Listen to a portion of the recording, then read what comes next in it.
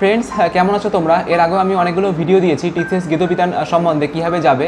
তো আজকে আমার এক্সাম রয়েছে ডিএফসিসিআইএল। অনেকেরই হয়তো আছে, কার কার আছে অবশ্যই আমাকে কমেন্ট করে জানাবে। আমার আজ এক্সাম পড়েছে টিসিএস গীতবিতান ডিএফসিসিআইএল-এর। এটা হলো সেন্ট্রাল গভর্নমেন্টের রেলের একটি company, dedicated freight corridor corporation of India limited. আমি যাব ওখানে এক্সাম দিতে। তো কীভাবে যাব আর তোমরা কীভাবে ওখানে আসবে, যারা ফার্স্ট টাইম, অনেকে হয়তো জানে না। তো এই পরীক্ষা না থাকলেও অন্যান্য হয়তো এক্সাম পড়ে, যেমন জিডি, রেলওয়ে, বিভিন্ন সিএইচএসএল, এসএসসির বিভিন্ন এক্সাম পড়ে, তোমরা নিশ্চয়ই জানো হয়তো। তো সব কিছুই তোমাদের তথ্য শেয়ার করব।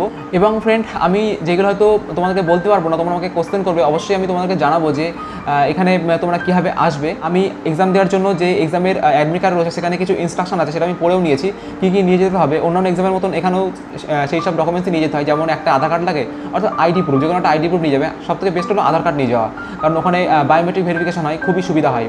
তো আধার কার্ড তোমরা নিয়ে যাবে মাস্ট, পারলে আর একটা ডকুমেন্টস নিয়ে যাবে, প্যান কার্ড বা ভোটার কার্ড। আর আমি তো আমার যে এক্সাম, সেই এক্সামে যেমন বলা আছে আমি তেমনই নিয়েছি, কিন্তু ম্যাক্সিমাম এক্সামে ওই Aadhaar card, PAN card, voter card, ETC বলা থাকে। ঠিক আছে? তো ফ্রেন্ডস, আমার অ্যাডমিট কার্ড আর 2 কপি ফটো নিয়েছি। তো চলো ফ্রেন্ড, আমি ব্যাগ গোছানো কমপ্লিট আমার। এখন আমি তোমাদের দেখাবো যে কীভাবে তোমরা ওখানে পৌঁছাবে।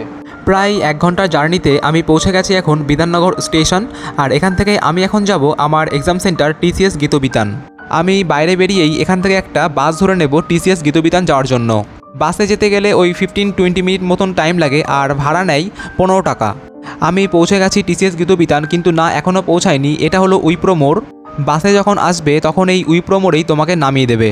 এখান থেকে কিছুটা হাঁটার পরই রাইট সাইডে টার্ন নিলেই দেখা যাবে টিসিএস গীতবিতান এক্সাম সেন্টার রয়েছে। আমার লাস্ট এন্ট্রি টাইম প্রায় হয়ে এসছে, মাত্র বাকি রয়েছে আর 20 মিনিটস। আমি বেশি দেরি না করে এখনই প্রবেশ করব এক্সাম দেওয়ার জন্য। এরপর দেখা হবে এক্সাম দেওয়ার পর। আমার এক্সাম টাইম ছিল সকাল 9টা থেকে 10:30 পর্যন্ত। আমার এক্সাম হয়ে গেছে, আর দেখতেই পাচ্ছ সবাই কিন্তু বেরিয়ে আসছে। অনেকেই এই এক্সাম সেন্টারে একা এক্সাম দিতে আসে, অনেক দূর দূর থেকে বা কাছে থেকে। যেমন আমি কিন্তু একাই এক্সাম দিতে গেছি, আর আমার পিঠে রয়েছে একটা ব্যাগ। সবাই চিন্তা করে যে এই ব্যাগ কোথায় রাখবো। এখানে আশেপাশে ব্যাগ রাখার জন্য অনেক কিন্তু স্টোর রয়েছে, দেখতে পারবে।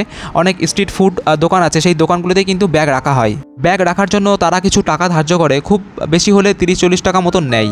আমি কিন্তু আমার ব্যাগ এই টিসিএস এক্সাম সেন্টারের ভিতরেই রেখেছিলাম। আমি সব বলে দিলাম কোথায় ব্যাগ রাখা হয়, এবার তোমাদের নিজের ডিসিশন। আমি আবার পুনরায় উইপ্রো মোড়ে চলে এসেছি, আর এখান থেকে আমি বাস ধরবো বিধাননগর স্টেশন যাওয়ার জন্য। যারা শিয়ালদা যাবে এখান থেকে, তাদের জন্য রয়েছে মেট্রো এবং বাস, এবং হাওড়া স্টেশন যাওয়ার জন্য রয়েছে বাস। বিধাননগর স্টেশন পৌঁছালাম, আর দেখলাম আকাশে কালো মেঘে ভর্তি হয়ে গেল। ভাবলাম এখান থেকে একটু শিয়ালদা যাব, তো দেখতেই পারছো কেমন বৃষ্টি নেমেছে। আমি এখন এখানে অপেক্ষা করছি কখন ট্রেন আসবে। আমি পৌঁছে গেছি শিয়ালদা স্টেশন, আর এখানে আসার আমার একটাই কারণ হলো, এখানে রয়েছে রিলায়েন্স শপিং মল। আমি একটু এখানে শপিং করব। চলো ভিতরে যাওয়া যাক।